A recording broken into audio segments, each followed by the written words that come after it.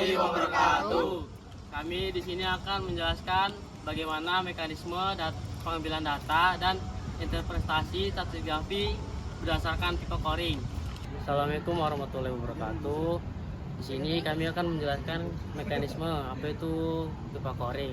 Sebelum menjelaskan mekanisme pipa coring, kita harus tahu dulu apa itu pipa coring. Jadi pipa coring itu adalah alat yang digunakan untuk mengetahui lapisan sedimen yang dilakukan dengan secara vertikal dari permukaan tanah hingga kedalaman tertentu. Tujuannya yaitu mengetahui lapisan sedimen itu seperti ada litologi, warna, butir ataupun tekstur. Nah, jadi pada saat kita pengambilan sampel coring ini, kita berada di air terjun Berambai. Sekian. Udah? Udah kah? Nah, oke, di sini saya akan menjelaskan mekanisme pengambilan data sampel pep coring.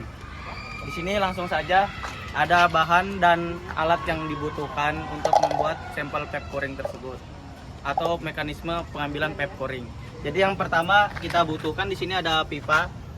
Pipa ini kira-kira sepanjangnya 2 meter dan untuk diameter pipa sendiri ini ada di 10. Dan untuk penutupnya juga kami pakai yang 10 ya. Di sini bahan-bahannya yang kita butuhkan seperti ini. Di sini ada kita lihat lakban yang anti air dan tali untuk kita mengangkat sampel pep coring tersebut. Dan untuk alatnya di sini kita membutuhkan hanya gergaji untuk memotong pipa tersebut dan paling gunting untuk memotong lakban. Oke, untuk langkah selanjutnya di sini saya akan memberitahu untuk pengambilan sampel pep coring tersebut.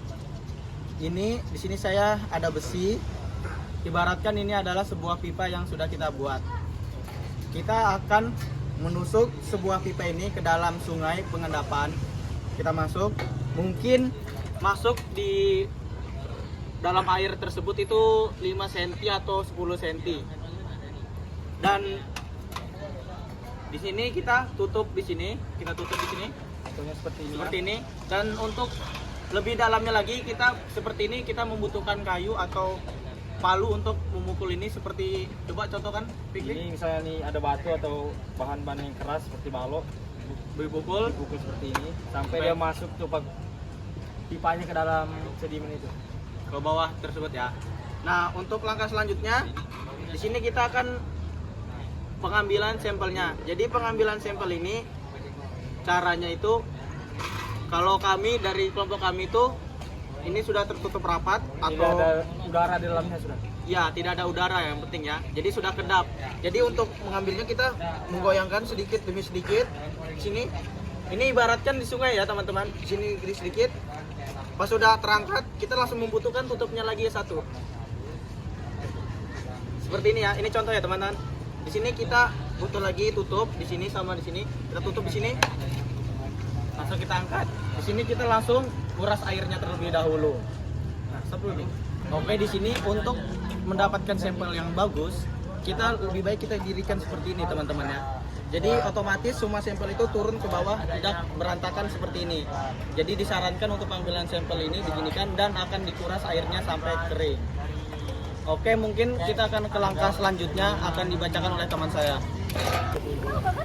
Pada tahap kali ini kita akan mengamati beberapa aspek. Contohnya itu seperti warna, struktur sedimen, tekstur batu dan lapisannya. Oke, kita lihat bisa di sini. Nah, dari warna tersebut itu kemarin warnanya agak gelap. Sekarang ini sampelnya sudah agak kering ya, karena waktu yang agak lama. Nah, kita bisa lihat di sini warna ini seperti kayak kekuningan dan di tengah ini masih agak hitam dia. Nah, hitam. Di sini juga mungkin warnanya tuh masih kuning-kuning juga. Nah, 35 detik. ini tuh ukuran butirnya itu halus ya teman-teman. Ini top, di bagian top. Nah, ini sekitar bagian tengah nih.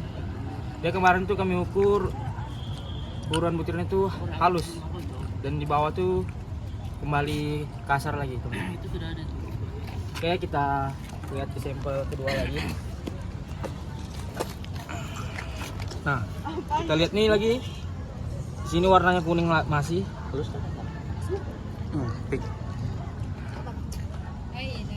Oke, kita lihat di sini sangat halus sekali lagi teman-teman. Nah, ini kenapa beda sama ukuran tengahnya? Karena penempatan ngambilan sampel tuh berbeda.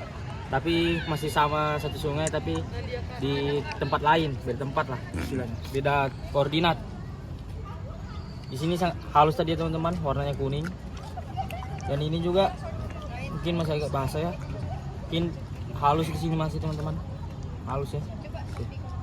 Dan di sini tuh kemarin tuh kami ukur pas sampelnya fresh, kasar teman-teman. Oke, kita lanjut ke pengamatan berikutnya.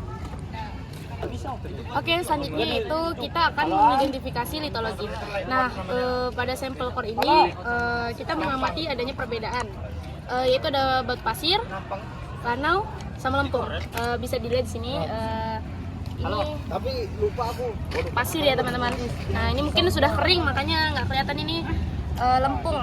Ini kalau basah nih kelihatan sekali teman-teman. Sini ada lanau. Nah, proses pembentukannya juga beda.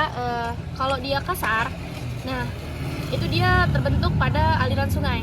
Nah, sedangkan kalau dia halus, dia terbentuk pada rawa atau aliran air yang tenang. Di sini saya akan menjelaskan tentang ukuran butir dan tekstur. Kami mengamati bahwa ukuran butir pada core ini bervariasi menjadi dari pasir kasar di bawah hingga lanau halus di atas. Selain itu, tekstur juga diperhatikan mencakup tingkat pemilahannya atau sortasi dan bentuk butir. Lapisan yang terpilah baik menandakan proses pengendapan yang stabil, sedangkan lapisan yang tidak terpilah baik menunjukkan arus yang berubah-ubah. Sekian dari saya. Di sini saya akan menjelaskan tentang warna lapisan. Jadi karena di perlapisan itu terdapat dua, yaitu ada cerah dan ada yang gelap. Jadi warna yang cerah itu cenderung warna coklat muda hingga kemerahan.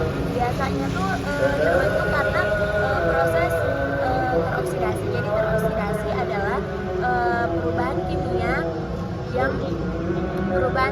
karena proses penambahan oksigen. Jadi biasa dia warnanya lebih terang, sedangkan kalau yang gelap itu cenderung berada di lingkungan reduktif. Lingkungan reduktif adalah di mana lingkungan dengan kadar oksigen yang rendah atau tidak sama sekali. Biasanya tuh dia ada di rawa atau di laut dalam. Jadi kalian bisa lihat di sini. Di sini biasa di bagian topnya tuh warnanya cenderung terang, sedangkan yang di bottomnya ini warnanya dari tengah ke bottom ini warnanya agak cenderung gelap karena pengendapannya. Ya, selanjutnya di sini saya akan menjelaskan hubungan warna, ukuran butir, dan interpretasi awal setiap lapisan. Nah, di sini kita bisa melihat kalau warnanya dia gelap dan ukuran butirnya halus, itu terdapat pada air yang tenang atau jenuh air. Dan kalau dia yang warnanya terang, gini warna kuning, lebih terang, dan ukuran butirnya kasar, dia terdapat pada sungai yang aktif atau delta.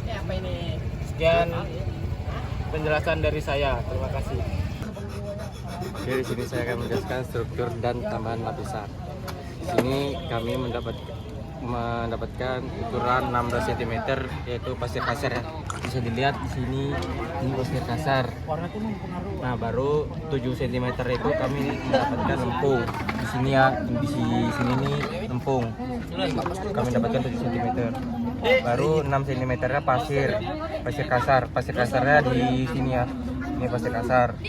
Baru di bottomnya ini kami mendapatkan 10 cm, yaitu matnya. Nah, baru yang bisa di sini pasir kasar ya. Pasir kasar kami mendapatkan 20 cm. 10 cm. Baru 10 cm nya itu lanau. Ini lanau ya. Lanau. Baru di sininya kami dapatkan 11 cm, yaitu pasir kasar.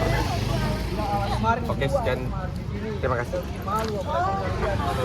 Di sini saya atas nama Fahmi Yusuf, saya ingin menjelaskan interpretasi lingkungan pengendapan.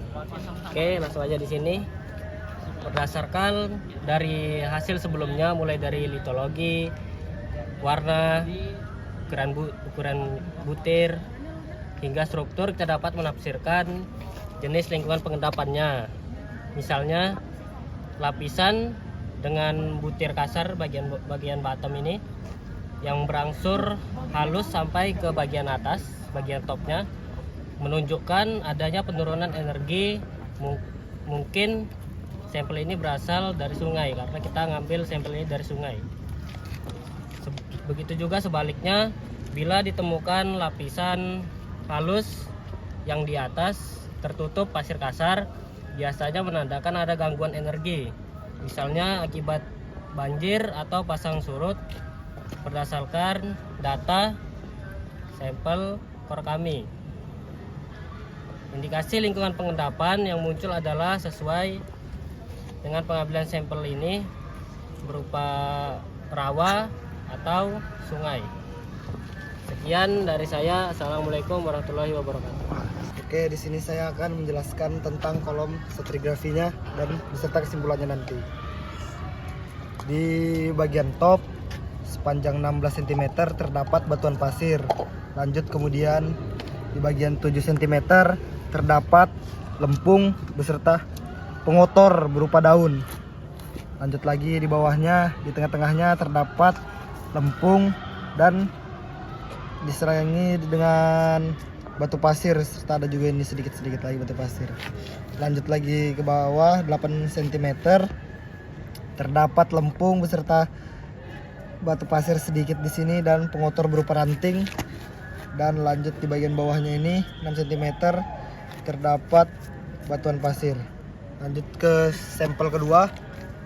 Yang pertama ini 20 cm terdapat batuan pasir sedikit dan pengotornya, serta 10 cm ini terdapat pengotor-pengotornya juga. Dan di bagian akhir terdapat berupa batuan di ujung sini, pengotor berupa daun lagi, dan batuan pasir. Jadi kesimpulannya menyimpulkan bahwa lingkungan pengendapan mengalami perubahan bertahap, mencerminkan proses geologi yang berlangsung dalam jangka waktu tertentu. Sekian dan terima kasih. Jadi di sini untuk kesimpulan dari praktikum pep coring ini, kita menggunakan pipa untuk tidak mendapatkan sampel yang utuh dan tidak mengalami gangguan dari luar. Tujuannya kita di sini mengetahui dari komposisi, fisik, tekstur, dan lingkungan pengendapannya. Dan sekian, terima kasih. Sampai jumpa. Wassalamualaikum warahmatullahi wabarakatuh. Kita tutup dengan sunset. Do you think? Harus kepala Kepala. Bel.